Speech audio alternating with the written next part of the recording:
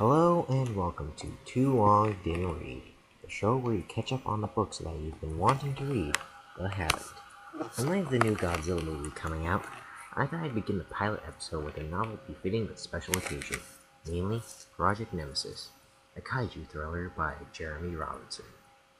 Project Nemesis is a story about a kaiju developed in a secret lab that bursts out and chows down on the local residents as it sets out on its quest for vengeance. We begin our tale 5 years previous to the start of the story, with a Marine and a self-defense force soldier, Endo, who isn't the POV character in this chapter, on a training exercise out in the middle of Alaska. During the exercise, the Marine describes the whole exercise as nothing but a pretense to prepare Japan to fight against China, and expresses his reluctance to be partnered with Katsu Endo, describing him as a man without survival instincts and often referred to by derogatory nicknames like Ketchup or Katsu. During their exercise, they are spotted by the Op-4 and make a hasty retreat further into the woods they are hiding in, wherein they come across the cave and hide in it. To their amazement, they discover a giant kaiju skull inside the cave and report it to the authorities, which brings General Lance Gordon to the scene of the discovery, telling the men that the reports no longer exist and that they are on permanent assignment for 9 years, guarding that skull. The Marine refuses because he has a wife and kids, so Gordon instead offers a pistol to Endo to do the dirty work of killing him. We will come back to that later.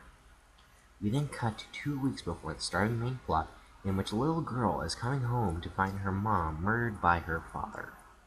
The dad tries to assuage his daughter by convincing her that mommy committed suicide, but the girl calls bull on that, and notes how her parents haven't exactly been on friendly terms, with the father being portrayed in a starkly negative light. The father then shoots the girl square in the chest, and we start off with the main plot. Act 1 begins with John Hudson, a member of the Department of Homeland Security's Paranormal Division, out on assignment in Maine because of a Bigfoot sighting in a rural New England town. He meets Ashley Collins, a local police officer, and a total babe by his reckoning, and they set off into the woods in search of the cryptic beast at the behest of a local landowner. Meanwhile, in Plot B, important genetics tests are taking place in a secret cloning facility, with General Lance Gordon presiding over the goings-on in the lab. The facility has had little success in making a clone that can maintain itself outside of an artificial womb designed for accelerated growth. The general gives a doctor a special vial, along with the corpse of the daughter killed previously. Her name is Mago, and uses that as a means to stabilize the clones once they are released from the artificial womb. We cut back to Ashley and John still searching the woods when they find an abandoned Nike site, which is the base of the cloning facility, and are accosted by the guards of that base, and they are then chased through the woods, narrowly escaping capture and execution.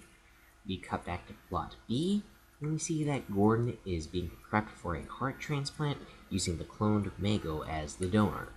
However, at the end of the surgery, Nemesis breaks out and chews on everything. Our heroes then wake up, unmolested by their makeshift campsite, and they head off to the Nike site. They arrive at the Nike site unmolested still and discover that the site is in ruins, and they see the titular kaiju of this book, Nemesis. Nemesis spots them, and having just eaten the members of the Nike site, she opts to eat more humans and chases John and Ashley through the site, but fails to catch them after they give her the slip. John and Ashley come out of hiding only to find plenty of bodies strewn throughout the facility, many of them half-eaten or mostly eaten, and they are asked by Endo, who finds them in their hiding spot, to help him rescue General Gordon. They go to the general orders John and Ashley killed, the heroes escape, and Gordon blows up the building. The hero escapes via helicopter that John ordered for along the way to the Nike site. I probably should have mentioned that sooner, but there you have it. The two escape biting the dust. Meanwhile, Nemesis begins to chow down on any humans she finds in the woods and makes her way south. John and Ashley discover that Nemesis is heading south and make plans to evacuate any nearby citizens. However, their plans are ignored and a town is left nearly bereft of its populace and buildings. John and Ashley find the ruined town, save what people they can, and make plans to lure Nemesis out into the open and fire everything they have at the kaiju. The plan fails yet again. John and Ashley head over to the Paranormal Fusion Center over in Berkeley, Massachusetts, and plan their next attack, because 3 is the magic number. We cut to Nemesis chowing down on a party boat, and she is starting to develop a sense of conscience / sense of repulsion at the thought of eating humans. Instead, she eats the whales, because she has to eat somehow. Meanwhile, in Plot B, Gordon has gone full psychopath, forcing Endo to question his loyalties. We will come back to that later. And the two fight after Gordon needlessly kills a security team and a secretary at a tech firm. The tech firm, by the way, is responsible for the kaiju, Nemesis. We'll come back to that later. And after they fight, Endo and Gordon split. Endo siding with the CEO of the tech firm, and Gordon going off on his own to find something in Boston, later finding that something in the suite of a hotel. During this segment, we learn that Nemesis is actually an alien that dines exclusively on humans that she deems unclean because of their sins and does not differentiate from guilty or innocent. Back in the main story, John and Ashley are still at a loss of what to do in dealing with Nemesis. They then discover the whereabouts of General Gordon, who has his hostage in tow atop a Boston skyscraper. Nemesis rises out of the sea. John deduces that the two events are connected, and the two set off for Boston. John and Ashley confront Gordon atop the roof of the skyscraper. They engage in mortal combat. Endo joins the fray, and then Gordon is thrown off the skyscraper as Nemesis draws near. Before the duo escape, John learns the identity of Gordon's hostage, who turns out to be Mago's father. Horrified, mainly because he learned prior to the discovery that the father was responsible for Mago's death, even if the official report says otherwise, John opts to bring the father in front of Nemesis to make him pay. John calls out to Nemesis, calling her by her true name, Mago. Mago draws back in horror at the sight of her father, molts off her armor, and turns into the in-universe equivalent of a vengeance-fueled Mothra and vaporizes her dad with her wings. Mago then returns to the sea. We go into Epilogue, where John and Ashley hook up and finally find Sasquatch. A team in Alaska is murdered by a kaiju-fied Gordon in a triple entendre of mini kaijus, and Mago sleeps under the Arctic ice cap, waiting for a chance to rise out and visit vengeance upon humanity once again. Now that we have the plot out of the way, let's talk about whether you should check out this book or not. You definitely should.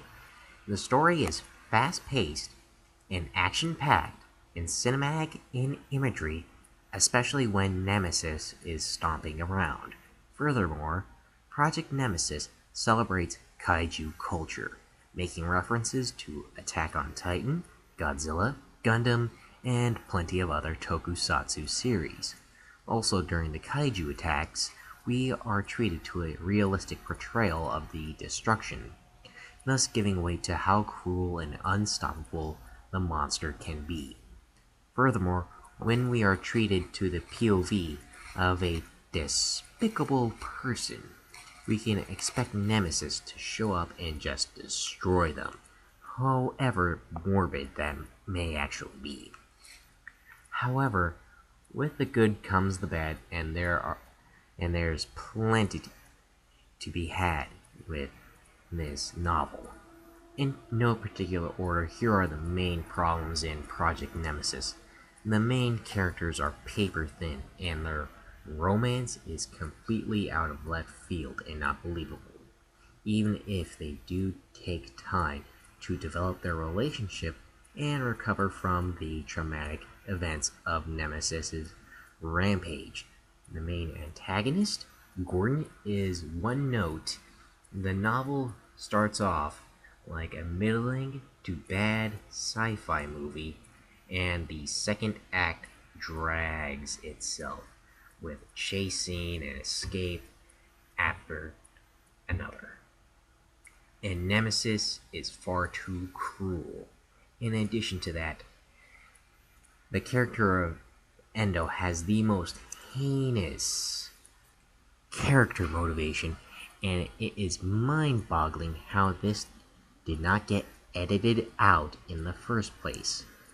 Endo's motivation for killing and obeying Gordon's orders are that as a child, he enjoyed the tokusatsu genre of films, and upon finding the giant skull of Nemesis 5 years ago, before the plot started, he felt compelled to follow Gordon so that he can see more kaiju. In the end, your enjoyment of Project Nemesis is dependent on whether or not you decide to pick up that book. This is The Librarian, and I'm closing this episode of Too Long Didn't Read.